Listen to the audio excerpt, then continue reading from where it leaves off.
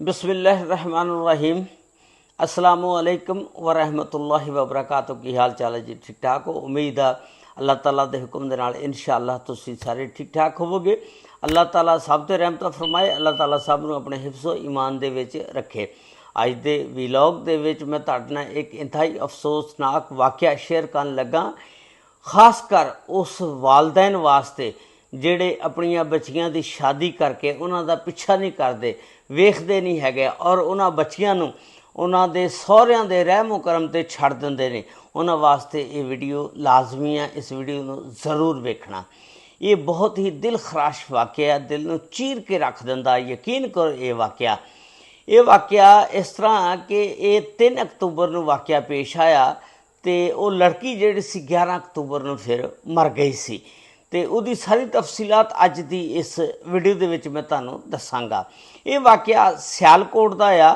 ਸਿਆਲਕੋਟ ਦੇ ਵਿੱਚ ਇੱਕ ਇਲਾਕਾ ਆ ਸ਼ਫੀ ਦਾ ਪੱਠਾ। ਉਸ ਇਲਾਕੇ ਦੇ ਵਿੱਚ ਇੱਕ ਫੈਮਿਲੀ ਰਹਿੰਦੀ ਆ। ਉਸ ਫੈਮਿਲੀ ਦੇ ਸਰਬਰਾਹ ਦਾ ਨਾਮ ਸੀ ਬਸ਼ੀਰ। ਬਸ਼ੀਰ ਨੂੰ ਅੱਲਾਹ ਤਾਲਾ ਨੇ 2 ਬੱਚੇ ਦਿੱਤੇ ਸੀ, ਇੱਕ ਬੇਟਾ ਇੱਕ ਬੇਟੀ। ਔਰ ਬੇਟੇ ਦਾ ਨਾਮ ਸੀ ਅਦਨਾਨ, ਬੇਟੀ ਦਾ ਨਾਮ ਸੀ ਸੋਨੀਆ। ਸੋਨੀਆ ਜਿਸ ਵੇਲੇ 20 ਸਾਲ ਦੀ ਹੋਈ, 2018 ਦੀ ਇਹ ਗੱਲ ਆ। ਸੋਨੀਆ ਦੀ ਵਾਲਦਾ ਨੇ ਕਿਸੇ ਰਿਸ਼ਤੇ ਵਾਲੇ ਨੂੰ ਕਿਹਾ ਕਿ ਮੈਂ ਆਪਣੀ ਬੱਚੀ ਦਾ ਰਿਸ਼ਤਾ ਕਰਨਾ ਅਤੇ ਮੇਰੀ ਬੱਚੀ ਦਾ ਕੋਈ ਰਿਸ਼ਤਾ ਕਰਾ ਦਿਓ। ਇੱਕ ਰਿਸ਼ਤੇ ਵਾਲੀ ਲੱਭੀ ਅਤੇ ਉਹਨੇ ਇੱਕ ਰਿਸ਼ਤਾ ਦੱਸਿਆ। ਉਹਨੇ ਕਿਹਾ ਕਿ ਇੱਕ ਕਾਸ਼ਫ ਨਾਮੀ ਲੜਕਾ ਆ, ਉਹਦਾ ਕੱਪੜੇ ਦਾ ਕਾਰੋਬਾਰ ਆ, ਘਰੋਂ ਸੌਖੇ ਆ ਅਤੇ ਤੁਹਾਡੀ ਕੁੜੀ ਉੱਥੇ ਬੜੀ ਖੁਸ਼ ਰਹੇਗੀ, ਤੁਸੀਂ ਨਾ ਆਪਣੀ ਬੱਚੀ ਦਾ ਸੋਨੀਆ ਦਾ ਰਿਸ਼ਤਾ ਉੱਥੇ ਕਰ ਲਓ। ਖੈਰ ਇਹ ਵੇਖ ਕੇ ਆਂਦੇ ਨੇ ਇਹਨਾਂ ਨੂੰ ਮੁੰਡਾ ਪਸੰਦ ਆ ਜਾਂਦਾ। ਫਿਰ ਆਖਰਕਾਰ ਇਹ 2018 ਦੇ ਵਿੱਚ ਕਾਸ਼ਫ ਦੇ ਨਾਲ ਸੋਨੀਆ ਦੀ ਸ਼ਾਦੀ ਹੋ ਜਾਂਦੀ ਆ। ਹੁਣ ਕਾਸ਼ਫ ਦੇ ਘਰ ਦੇ ਵਿੱਚ ਉਹਦਾ ਵਾਲਦ ਬੂਟਾ, ਉਹਦੀ ਮਾਂ ਬਸ਼ੀਰਾ, ਉਹਦੀ ਨਣਦ ਸ਼ੀਬਾ, 3 ਜਣੇ ਰਹਿੰਦੇ ਨੇ। ਅਤੇ ਸ਼ਾਦੀ ਤੋਂ ਬਾਅਦ ਜਦ 2018 ਦੇ ਵਿੱਚ ਇਹਨਾਂ ਦੀ ਸ਼ਾਦੀ ਹੋ ਗਈ, ਅੱਲਾਹ ਤਾਲਾ ਨੇ ਕਾਸ਼ਫ ਔਰ ਸੋਨੀਆ ਨੂੰ ਫਿਰ 3 ਬੱਚੇ ਦਿੱਤੇ, ਜਿਹਦੇ ਵਿੱਚ ਸਭ ਤੋਂ ਵੱਡੀ ਬੇਟੀ 3.5 ਸਾਲ ਦੀ ਇਸ ਟਾਈਮ ਔਰ 2 ਸਾਲ ਦਾ ਬੇਟਾ। ਫਿਰ ਤੀਸਰੇ ਨੰਬਰ 'ਤੇ ਇੱਕ 6 ਮਾਹ ਦੀ ਫਿਰ ਬੇਟੀ। ਜ਼ਿੰਦਗੀ ਗੁਜ਼ਰਦੀ ਗਈ ਅਤੇ 2025 ਦੇਖ ਲਓ ਆ ਗਿਆ, 2018 ਦੇ ਵਿੱਚ ਇਹਨਾਂ ਦੀ ਸ਼ਾਦੀ ਹੋਈ। ਅਤੇ ਜਿਸ ਵੇਲੇ ਅਦਨਾਨ ਜਿਹੜਾ ਉਹਦਾ ਟਾਈਮ ਆ ਗਿਆ ਸ਼ਾਦੀ ਦਾ, ਬਸ਼ੀਰ ਨੇ ਕਿਹਾ ਕਿ ਇਹਦੀ ਵੀ ਸ਼ਾਦੀ ਕਰ ਦਿੱਤੀ ਜਾਵੇ।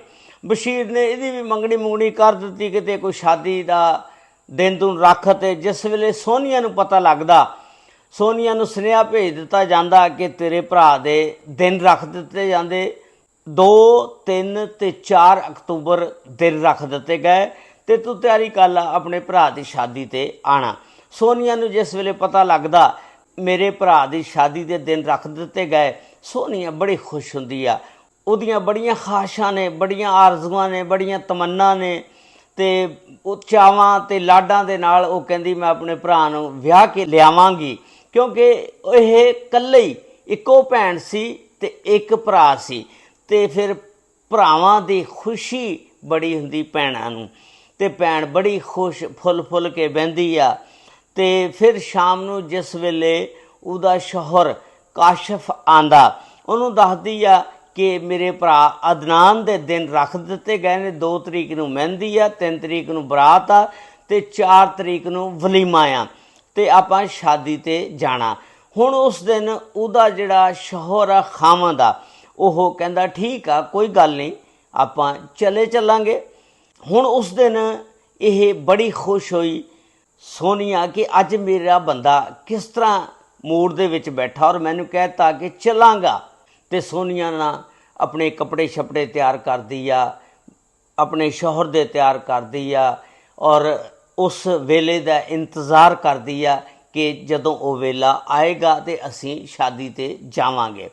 ਹੁਣ ਕਾਸ਼ਫ ਅਤੇ ਸੋਨੀਆ ਦੀ ਜਦੋਂ ਸ਼ਾਦੀ ਹੋਈ ਸੀ, ਇਹ ਸੋਨੀਆ ਨੂੰ ਬਹੁਤ ਜ਼ਿਆਦਾ ਤੰਗ ਰੱਖਦੇ ਹੁੰਦੇ ਸੀ, ਕਿਉਂਕਿ ਸ਼ਾਦੀ ਜਿਹੜੀ ਅਨੋਬੜਾਂ ਦੇ ਵਿੱਚ ਹੋਈ ਸੀ ਨਾ, ਆਪਣੇ ਨਹੀਂ ਸੀ ਰਿਸ਼ਤੇਦਾਰ। ਅਤੇ ਇਹ ਸੋਨੀਆ ਨੂੰ ਆਪਣੇ ਮਾਂ ਪਿਓ ਨੂੰ ਫੋਨ ਵੀ ਨਹੀਂ ਕਰਨ ਦਿੰਦੇ ਸੀ ਅਤੇ ਸਾਲ ਦੇ ਵਿੱਚ 3 ਜਾਂ 4 ਦਫਾ ਜਾਣ ਦਿੰਦੇ ਸੀ, ਯਾਨੀ 3-4 ਮਹੀਨੇ ਬਾਅਦ ਸੋਨੀਆ ਨੂੰ ਆਪਣੇ ਮਾਂ ਪਿਓ ਨੂੰ ਮਿਲਣ ਵਾਸਤੇ ਜਾਣ ਦਿੰਦੇ ਸੀ। ਸੋਨੀਆ ਜਦੋਂ ਸ਼ਿਕਾਇਤ ਕਰਦੀ ਸੀ, ਉਹਦਾ ਵਾਲਦ ਵੀ ਕਹਿੰਦਾ ਸੀ ਕੋਈ ਨਹੀਂ ਪੁੱਤ, ਜਿਵੇਂ ਤੇਰਾ ਸ਼ੌਹਰ ਕਹਿੰਦਾ ਉਵੇਂ ਕਰ। ਅਤੇ ਮਾਂ ਨੂੰ ਜਦੋਂ ਗੱਲ ਕਰਦੀ ਸੀ, ਮਾਂ ਵੀ ਸੋਨੀਆ ਦੀ ਇਹੀ ਕਹਿੰਦੀ ਸੀ ਕਿ ਪੁੱਤ ਜਿਵੇਂ ਤੇਰਾ ਖਾਵੰਦ ਸ਼ੌਹਰ ਕਹਿੰਦਾ ਉਸ ਤਰ੍ਹਾਂ ਤੂੰ ਕਰ ਲਾ।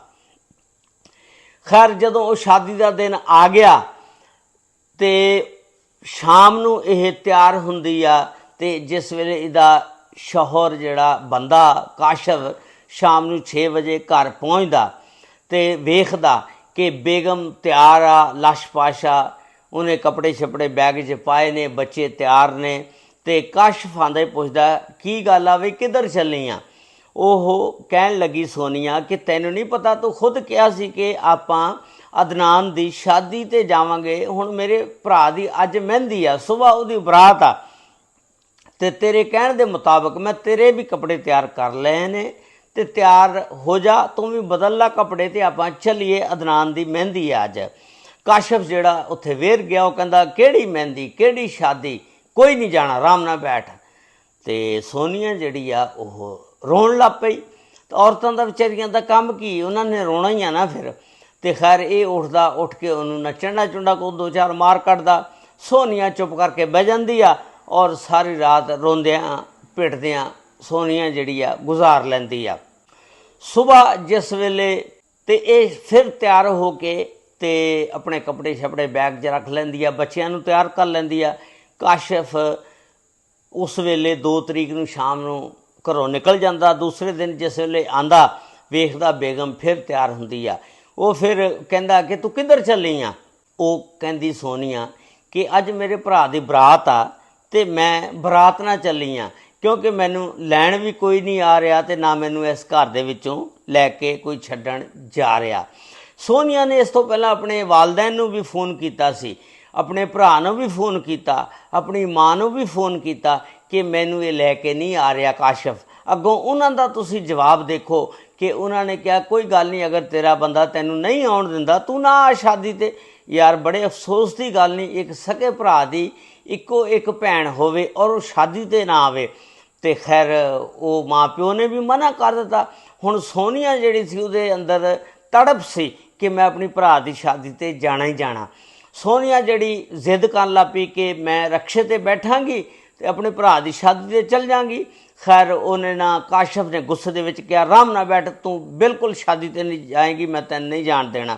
ਖੈਰ ਆਪਸ ਵਿੱਚ ਹੀ ਉਹਨਾਂ ਦੇ ਦਰਮਿਆਨ ਤਲਖ ਕਲਾਮੀ ਪੈਦਾ ਹੋ ਜਾਂਦੀ ਆ।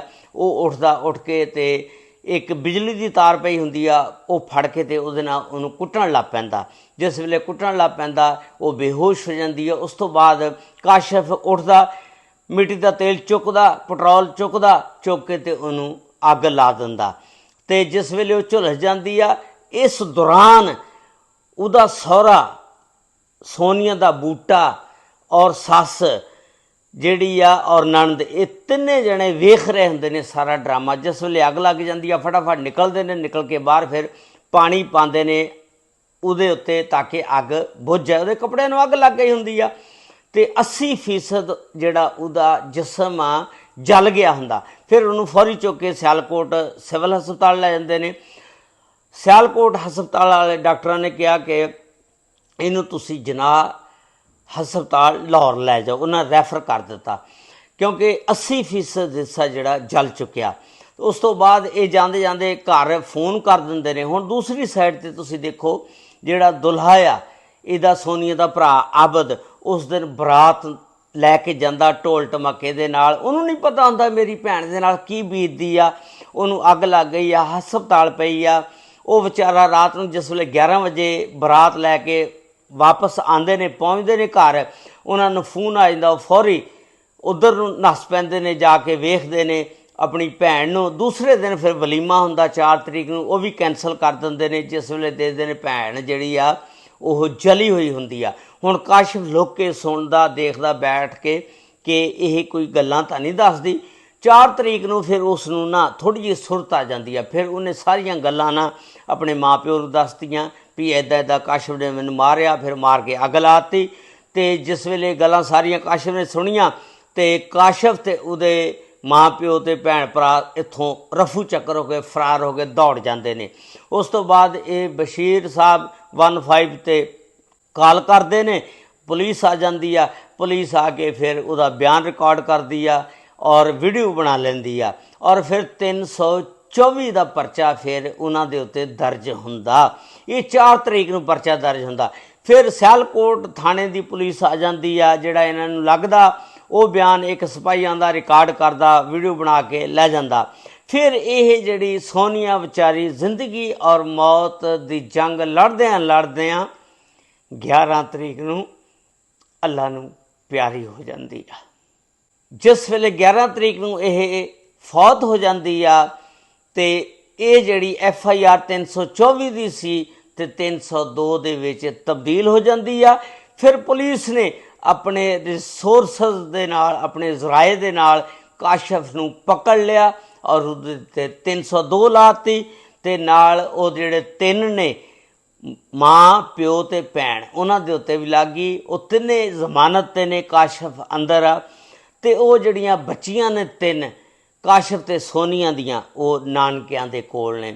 ਇਹਦੇ ਵਿੱਚ ਇੱਕ ਸਬਕ ਆ, ਅਗਰ ਇਹ ਦੇਖੋ ਸ਼ਾਦੀ ਦਾ ਦਿਨ ਸੀ, ਜਾਂਦੇ ਉਹਨੂੰ ਲੈ ਕੇ ਆਂਦੇ, ਹੋ ਸਕਦਾ ਸੋਨੀਆ ਬਚ ਜਾਂਦੀ। ਤੇ ਇਹ ਵਾਲदैन ਵਾਸਤੇ ਇੱਕ ਸਬਕ ਕਿ ਆਪਣੀ ਬੱਚੀਆਂ ਦਾ ਪਿੱਛਾ ਕਰਿਆ ਕਰੋ। ਅੱਲਾਹ ਤਾਲਾ ਹਰ ਇੱਕ ਦੀ ਬੱਚੀ ਦੇ ਨਸੀਬ ਅੱਛੇ ਕਰੇ। ਮੇਰੇ ਜਜ਼ਬਾਤ ਮੇਰੇ ਕੰਟਰੋਲ 'ਚ ਨਹੀਂ ਹੈਗੇ। अस्सलामु अलैकुम व रहमतुल्लाहि व बरकातुहू।